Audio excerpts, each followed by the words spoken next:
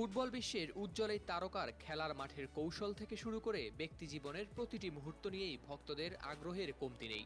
তবে সাম্প্রতিক সময়ে একটি বিষয় রীতিমতো আলোচনার কেন্দ্রে রয়েছে, কারণ তাকে নিয়ে এক চাঞ্চল্যকর দাবি করেছেন সৌদি ক্লাব আল নাসরের প্রাক্তন গোলকিপার ওয়ালিদ আবদুল্লাহ।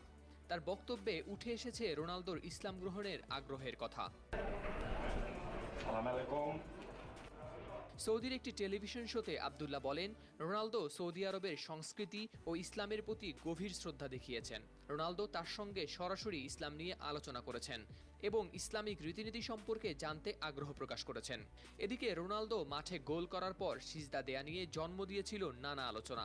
ওই শোতেই এর পেছনের কারণ জানাতে গিয়ে আবদুল্লাহ বলেন, রোনালদো তার মুসলিম সতীর্থদের ধর্মীয় বিশ্বাসকে সম্মান করেন। তিনি খেলোয়াড়দের নামাজ পড়তে উৎসাহ দেন এবং অনুশীলনের সময় আজান হলে কোচকে বিরতির অনুরোধ করেন। সৌদি এর আগে 2023 সালের জানুয়ারিতে রোনালদোর ইসলাম গ্রহণের গুঞ্জন সোশ্যাল মিডিয়ায় ভাইরাল হয়েছিল।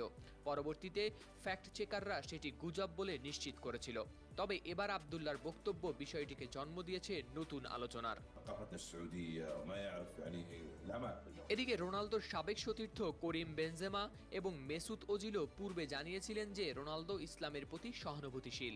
তবুও রোনালদো ইসলাম গ্রহণ করবেন কিনা তা নিয়ে এখনও কোনো নিশ্চিত তথ্য পাওয়া যায়নি।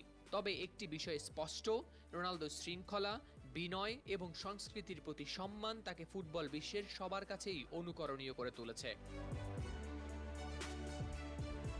এ নিয়ে সাবেক এই গোলকিপার বলেন, ইসলাম গ্রহণ করুন বা না করুন, রোনালদোর শৃঙ্খলাবোধ এবং খেলোয়াড় হিসেবে তার প্রতিশ্রুতি তাকে নিয়ে এসেছে আজকের এই অবস্থানে। তাহলে রোনালদোর ইসলাম গ্রহণের সম্ভাবনা সত্যি কতটা? সময় হয়তো এর সঠিক উত্তর দেবে।